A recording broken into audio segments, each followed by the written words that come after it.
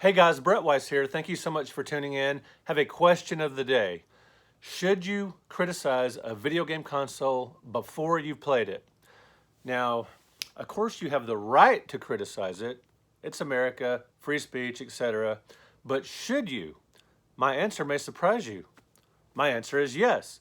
Yes, you should criticize or critique, or however you want to say it, a video game console before you play it. Before it comes out, when it's up for pre-order or whatever. But should you? I say, yeah, sure. Why not? Critique it. There may be things about it that you read, in a publisher's, the video game companies, the things they're saying about the console, what it will do, what it won't do. Go for it. Feel free to make critiques based on what you know about the game console that maybe you're interested in pre-ordering, or that you just hear about, or that's getting all the buzz. Say what you want about it, as long as what you were saying is based on fact. But I think it's unfair to criticize a game console based on what you don't know.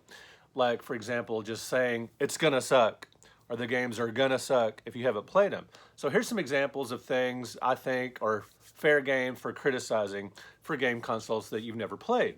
For example, I've never played a Nintendo Switch Lite. Now, I have a Switch, but I don't have the Switch Lite. And it's handheld only.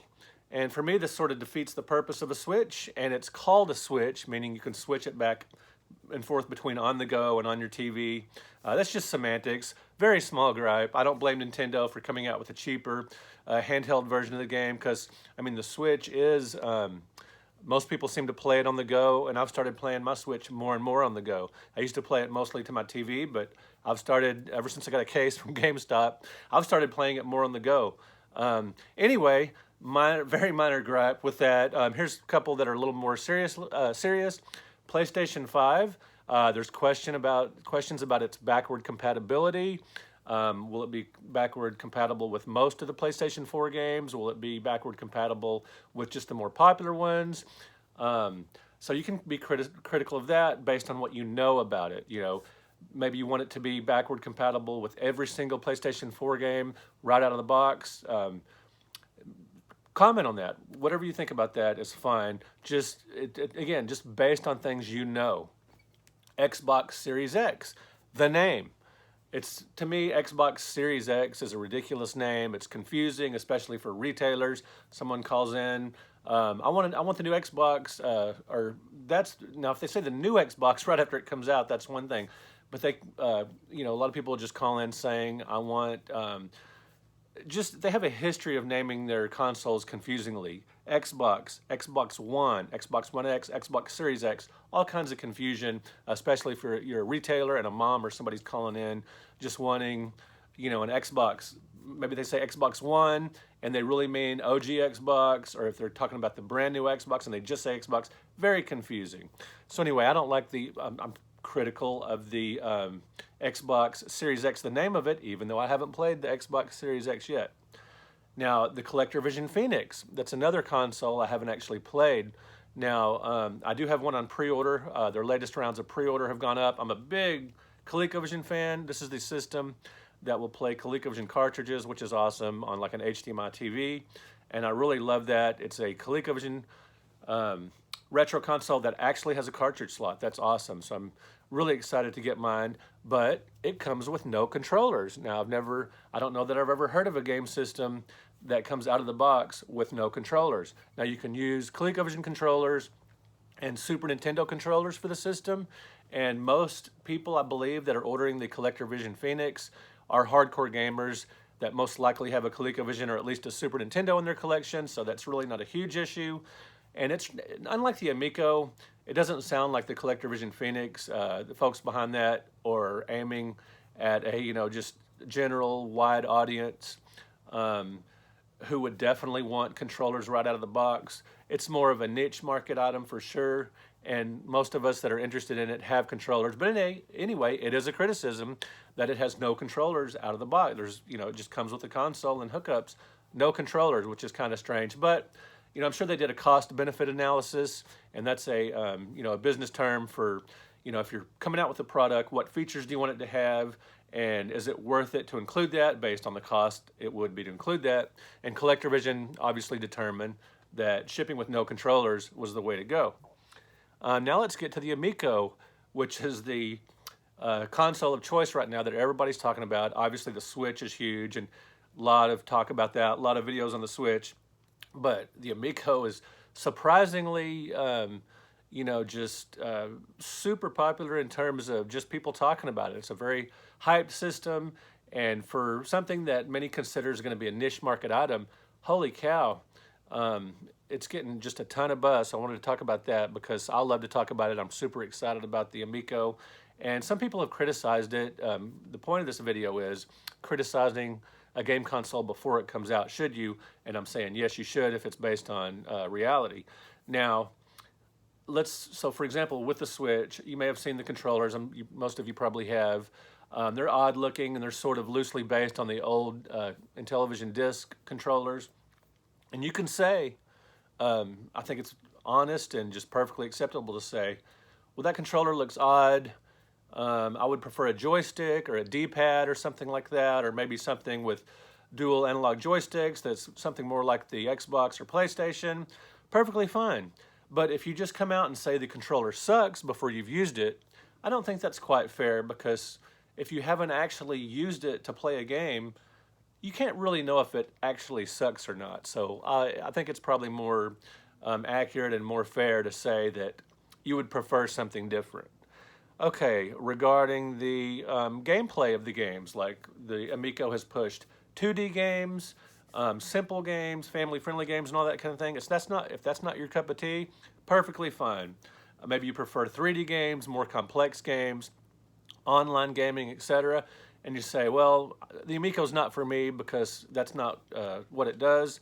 That's perfectly fine. But if you just come out already saying the games suck and you haven't played them yet, I think that's stepping over the line to say the games suck. Now, you can say you would prefer games with more sophisticated graphics or more open world games and that kind of thing. That's perfectly fine. But just to already say that you know that the games suck. Now, there might be something like the Evel Knievel game where maybe you've played the old version for mobile phones or whatever. Maybe that's one thing, but just in general, just to say Amico games suck when you haven't played them, I think that's over the line. Okay, so they've talked about, having a new Earthworm Jim game for the Amico. And Tommy has alluded to the fact that maybe it's not going to be a conventional platformer, that maybe it'll offer other types of gameplay, which has led to people saying maybe it's just a collection of mini games based on the Earthworm Jim property. Now, I think this would probably disappoint some of us hardcore Earthworm Jim fans that just want another, Earthworm Jim platformer. But whatever the case, I think it's probably premature to say that Earthworm Jim for the Amico sucks or that it's terrible, because I've never played it. But so I'm waiting to see. We'll see what it's like. So it would be jumping the gun to say Earthworm Jim for the Amico sucks because I haven't played it yet. But I will say that I would prefer just a traditional platformer over a collection of mini games, at least at first blush. That's what I'm thinking. So if I had a real criticism for the Amico, maybe my number one issue with it is that it doesn't have a cartridge slot. Now, I'm still super excited about it. I pre-ordered the Founders Edition, and I'm definitely looking forward to it. I'm pro Amico, and I'm really excited about games that are, updated versions of old Intellivision games and old arcade games and that kind of thing. So I am fully on board, but I do wish it had a cartridge slot. Now, the Intellivision guys probably did a cost analysis benefit. Should we have a controller slot? And they probably thought, the market they're looking for, like maybe the parents and the young kids, that's a bigger audience than maybe hardcore Intellivision fans. So they thought it's just not worth it to have a cartridge slot, because the console would have to be more expensive. They would make less per unit or whatever. And so also they're going to be selling, I'm sure, they're going to be selling, downloads of old Intellivision games and collections. Get a few games for maybe for a download. I would assume they have, like, maybe if they have Astro Smash, maybe they'll have the old version with it. They'll have a collection of older games for the Intellivision, and they'll sell more that way. If us hardcore Intellivision fans that already had the cartridges could just plug in our old games, maybe we wouldn't buy the new versions, the new digital download. So that may have been a consideration as well. Also, this is also a criticism of mine for the Atari VCS, and some of the the Atari flashbacks, like the latest iteration of the Atari flashbacks. I'm talking about newer systems or ones that haven't come out yet. It doesn't have a cartridge slot to play Atari 2600 games, or maybe 7800 games too. That's a criticism. For retro consoles, I would really prefer them have a cartridge slot, because I've got a massive collection of cartridges. I'd love to be able to play those on my HDMI TV, just right out of the box, to be able to plug in the cartridges.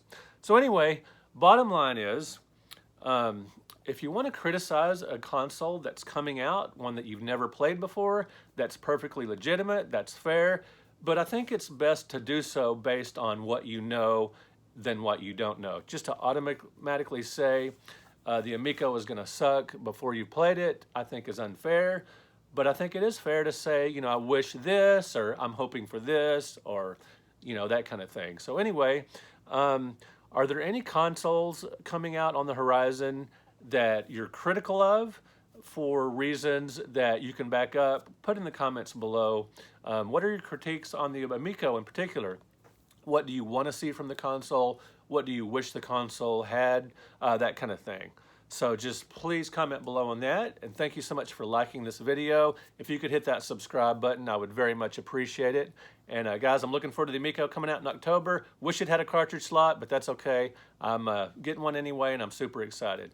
All right, guys, I hope you guys are doing well. Hope you're safe, and I hope you're making the best you can out of lockdown. I've been playing a lot of video games. Hope you have as well. We'll talk to you later. Thanks for watching.